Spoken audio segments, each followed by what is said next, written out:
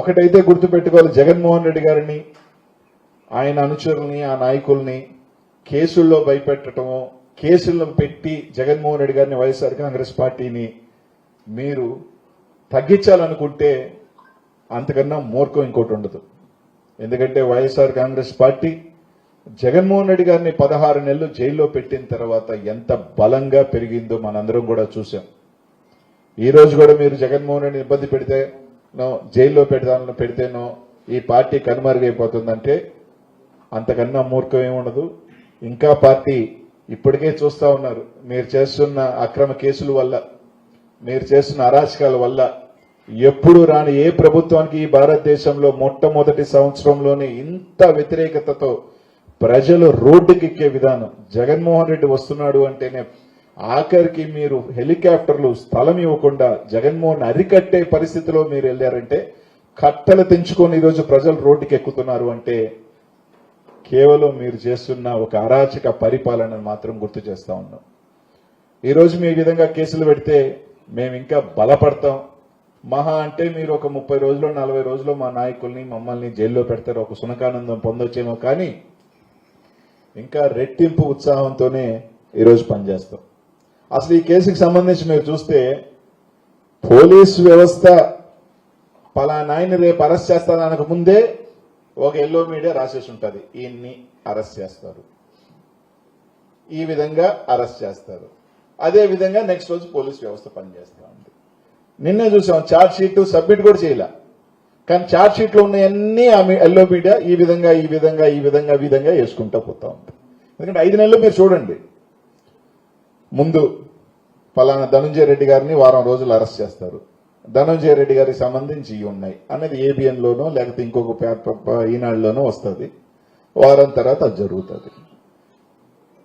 అంటే పోలీసు వ్యవస్థ నడుపుతుందా లేకపోతే ఎల్లో మీడియా ఇది నడుపుతుందా అనేది స్పష్టంగా అర్థమైపోతుంది. గతంలో మిథునని 2017లో అరెస్ట్ చేశారు, ఒక 20 రోజులు జైల్లో పెట్టగలిగారు, మళ్ళీ వాళ్ళే పోయి ఇది రాంగ్ కేసు అని చెప్పారు, జగన్ మిథున బయటకు వచ్చాడు. రేపు ఈ రోజు పెట్టారు, రేపు మళ్ళీ వాళ్ళే పోయి అవన్నీ తూచంటారు, మళ్ళీ బయటకు వస్తారు. మీరు సునకానందం పొందాల్సిందే తప్ప ఈ కేసు ఎక్కడ ఒక ఆధారాలని కేసు, నిలబడే కేసు కూడా కాదు. ఈరోజు ఒకటే చెప్తా ఉన్నాం, ఈ విధంగా మీరు తప్పుడు దీంతోనో జగన్మోహన్ రెడ్డి గారిని, వైఎస్ఆర్ కాంగ్రెస్ పార్టీని, పెద్దిరెడ్డి కుటుంబాన్ని, నిజమే పెద్దిరెడ్డి కుటుంబం అంటే చంద్రబాబు నాయుడు గారికి భయమని, పెద్దిరెడ్డి కుటుంబాన్ని అణిచివేస్తే గానీ ఆ చిత్తూరు జిల్లాలో, ఎందుకంటే చంద్రబాబు నాయుడు గారికి ఎంత ఉనికున్నా చిత్తూరు జిల్లాకు వచ్చే తలకే వాళ్ళు జగన్మోహన్ రెడ్డి గారికి ఉన్న అండగా వల్ల కావచ్చు, దానివల్ల ఏదో రకంగా అణిచివేయాలని, సంబంధం లేని వ్యక్తులందరినీ కూడా ఏదో రకంగా, ఎందుకంటే ఆయన లిక్కర్కి సంబంధించి వాళ్ళ ఆయన మంత్రి కాదు, ఆయన ఎంపీ,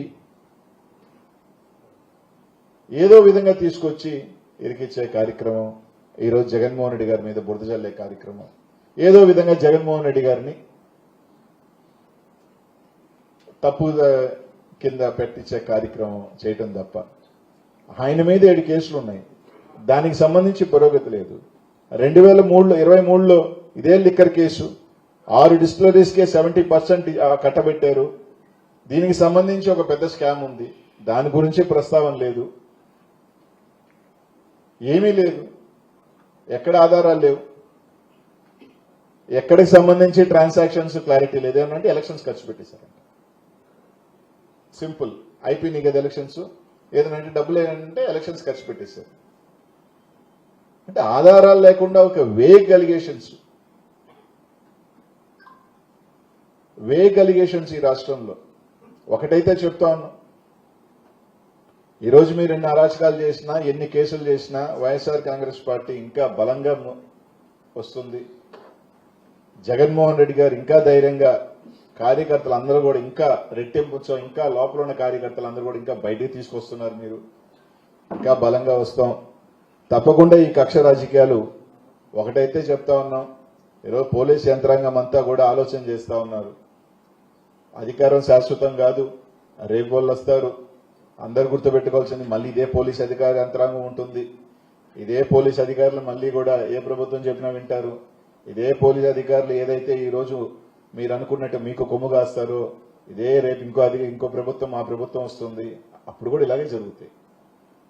ఈరోజు పోలీస్ అధికారులే మాకు ఎస్పీ స్థాయి పోస్టులే మాకు వద్దురానైనా మేము వెళ్ళిపోతాం అంటున్నారు. మమ్మల్ని రిలీవ్ చేయండి జిల్లాలోంచి, మేము కావాలంటే లూప్ లైన్ లోకి వెళ్ళిపోతాం, ఎవరైనా ఎస్పీ పోస్ట్ కంటే మేము వస్తాం అని చెప్తారు. అట్లాంటిది మాకు పోస్టింగే వద్దు, మేము లూప్ లైన్ లోకి వెళ్తామని అని ఎస్పీలు ఉన్నారంటే ఎంత దారుణాలు జరుగుతున్నాయన్నది ప్రజలు కూడా అర్థం చేసుకోవాలి. ఒకటైతే చెప్తాం, చంద్రబాబు నాయుడు గారికి అంత సీనియరు, 40-50 సంవత్సరాలు రాజకీయాల్లో ఉన్నాడు. ఆయనకి తెలిసి ఉండాల అధికారం ఎప్పుడూ శాశ్వతం కాదు, ఇది ఒక చక్రం. ఈరోజు నువ్వు ఉన్నావు, మొన్న మేమున్నాం, రేపు మళ్ళీ మేము వస్తాం. ఇచ్చినప్పుడు ఖచ్చితంగా అంతకంత ఉంటుంది. రాజకీయాలు మీరు మంచి చేయాలి కానీ కక్ష చేసే రాజకీయాలు నిన్న జగన్ అన్న చెప్పినట్టు ఎవరి చేతుల్లో ఉండరు. ఈరోజు మీరు ఎంత ఇబ్బంది పెట్టాలని చూస్తే రేపు ఏ కార్యకర్త కూడా ఎవరి మాటలు వినరు, వినే పరిస్థితి కూడా ఉండదు. ఆ రోజు ఇదే పోలీస్ యంత్రాంగం మీరు గొంతు చించుకున్నా ఏం చించుకున్నా మీకు కూడా కేసులు పెట్టే పరిస్థితులు ఉండవు. కాబట్టి ఈరోజు కక్ష రాజకీయాల వల్ల తాత్కాలికంగా మీరు సునకానందమో లేదు అంటే సైకోనో లేదంటే ఏదన్నా మీరు పొందొచ్చేమో కానీ ఒక 40 రోజులు లేకపోతే 30 రోజులు మా నాయకుల్ని మా కార్యకర్తల్ని జైల్లో పెట్టొచ్చేమో కానీ అంతమించి వైఎస్ఆర్ కాంగ్రెస్ పార్టీ నాయకులు కానీ కార్యకర్తల్లో కానీ ఎక్కడ కూడా నిరుత్సాహం తింపలేరు. ఇంకా కసి పెంచుతున్నారు. ఇంకా రెట్టింపు ఉత్సాహంతో మేమందరం కూడా వస్తాం. లేని స్కామ్ని ఎక్కడ ఈరోజు చూస్తే ఇది అన్ని లెక్కలే. మీ దాంట్లో మాకన్నా కేసులు ఎక్కువ అమ్మిన మీరు ఆదాయం తక్కువ ఉంటే తక్కువ కేసులు అమ్మి మేము ఆదాయం ఎక్కువ తీసుకొస్తే ఆదాయానికి గండి పడుతుందని చెప్తా ఉన్నారు. అదే రేటు మారలా. డిస్టిలరీస్ ఇచ్చే రేటు మీరెంత ఇచ్చారో మేమెంత ఇచ్చాం. కానీ ఆదాయం మా ప్రభుత్వంలో పెరిగింది, మీ గవర్నమెంట్లో రేటు తగ్గింది. మీరు ఇంకా ఎక్కువ షాపులు ఉన్నాయి, మేము ఇంకా షాపులు తగ్గించాం. అంటే ఎవరికి ముడుపులు ఇస్తారు? ఇప్పుడు ముడుపులు మీరు తీసుకోండాలా, మేము తీసుకున్నామా? మీరు తీసుకున్నారు ముడుపులు. దానికి సంబంధించి కేసుని తొక్కి పారేసి దీన్ని ఒకటి తీసుకొచ్చారు. డిస్టిలరీస్ మీరు ఇచ్చారు, కొత్త బ్రాండ్లు మీరు ఇచ్చారు. ఒక్క బ్రాండ్ జగన్మోహన్ రెడ్డి గారు ఇవ్వాల, ఒక్క డిస్టిలరీ జగన్మోహన్ రెడ్డి గారు ఇవ్వాల. ఏ ఒక్క షాప్ ఇప్పుడు జరుగుతున్నట్టు ఎంఆర్పీలు పెంచుకోండి, లిక్కర్ షాపులు మీరు పక్కన షాపులు పెట్టుకోండి, బెల్టులు పెట్టుకోండి. ఒక నెల్లూరులోనే చెప్తా ఉన్నారు 250 టౌన్లో ఎప్పుడు ఒక నెల్లూరు కార్పొరేషన్లో బెల్టులు ఎప్పుడు మహా అంటే 5-10 ఉన్నాయి. అట్లాంటిది 250-300 బెల్ట్ షాపులు ఒక మున్సిపల్ కార్పొరేషన్లో ఉన్నాయంట. పర్మిట్ రూమ్లు, షాప్స్ కి పర్మిట్ రూమ్లు ఇచ్చి మీరు ఇష్టానుసారంగా తాగండి, తందనాలేయండి, తీసుకెళ్లి ప్రజల్ని ఇది చేయండి అనే పరిస్థితి ఇప్పుడుందా? అప్పుడుందా? ఇప్పుడుంది. ఇప్పుడు స్కామ్ ఉంది. చంద్రబాబు నాయుడు ఎల్లో మీడియా 10 సార్లు ఒక అబద్ధాన్ని చెప్తే అది నిజమైపోతుందని వాళ్ళు ఏ మీడియాలో ఏవస్తుందో అదే విధంగా పోలీస్ యంత్రాంగం పనిచేయటం కానీ అన్నీ కూడా చూస్తా ఉన్నాం. తప్పకుండా పైన దేవుడు ఉన్నాడు. ఈరోజు మీది, రేపు మాది. మా అన్న రోజు ఈరోజు మీ రోజు ఏందో చూపించారు. మా అన్న రోజు కూడా మా రోజు ఒకటి వస్తుంది. ప్రజలకి మంచి చేస్తూ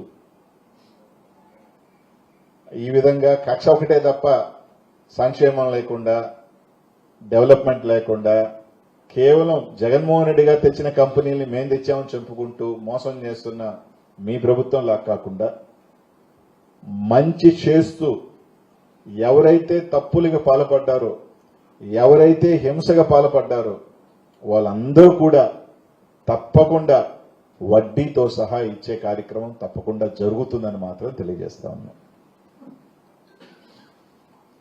మిథునన్నకి సంబంధించి తప్పకుండా బయటకు వస్తాడు, ఇబ్బంది ఏం లేదు. 3 సార్లు ఎంపీగా ఉన్న వ్యక్తి, జగన్మోహన్ రెడ్డి గారికి బాగా దగ్గరున్న ఆప్తుడు. ఆ కుటుంబాన్ని కేసుల వల్ల దీనివల్ల ఆ కుటుంబాన్ని మీరు తగ్గించవచ్చు, ప్రజల్లో ఇది తగ్గించవచ్చు అనుకుంటే అంతకన్నా మూర్ఖం అంటే లేదు. తప్పకుండా ఇంకా గట్టిగా వచ్చిన తర్వాత ఇంకా పోరాటం చేస్తాడు. ఇంకా గట్టిగా ఆ కుటుంబం చిత్తూరు జిల్లాలో కష్టపడుతుంది. రాష్ట్రంలో తప్పకుండా జగన్మోహన్ ఇంకా కూడా అండదండలుగా ఉంటాడు.